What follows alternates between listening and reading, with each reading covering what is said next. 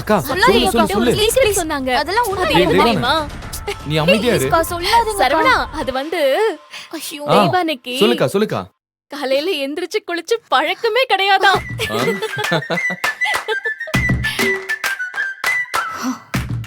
இதெல்லாம் ஒரு சீக்ரெட்.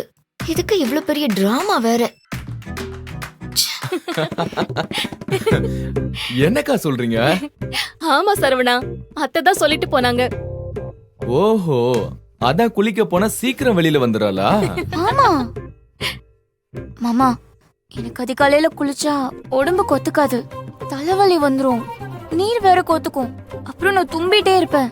சில டைம்ஸ் காய்ச்சல் கூட வந்துரும் மாமா. ம்,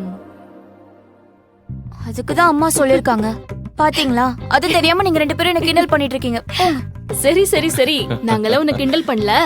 நாளைக்கு ஒரு நாள் மட்டும் கொஞ்சம் சீக்கிரமா எந்திரிச்சு ரெடி ஆயிடு. ஹீட்டர் போட்டுக்கோ சரியா? ஓ, இந்த மகாராணிக்கு சீக்கிரம் குளிக்கிறது ஒத்துக்காதோ? இது போதுமே, மிச்சத்தை சிறப்பா நான் பாத்துக்கிறேன். ஆ, உங்ககிட்ட இன்னொரு விஷயம் பேச வந்தேன், மறந்தே போயிட்டேன் பாருங்க. உங்க போட்டோ ஆல்பம் ரெடி ஆயிடுச்சுன்னு கபிலன் சொல்ல சொன்னாரு. அக்கா சூப்பர்க்கா. அக்கா எனக்கு ஒரு ஐடியா தோணுது. ம், ஏன் எங்க தலை பொங்கலையும் போட்டோஸ் எடுத்து மேரேஜ் ஆல்பத்துல சேர்க்க கூடாது? ஆ, கபிலன் கிட்ட கேட்டு பாருங்கக்கா, அவரே போட்டோஸ் எடுத்து அத ஆல்பத்துல சேர்த்து தரட்டும்.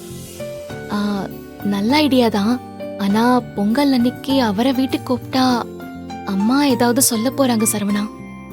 அஹ், அம்மா கிட்ட நான் சொல்லிக்கிறேன்க்கா. நான் ஆசைப்பட்டேன்னு சொல்லுங்க.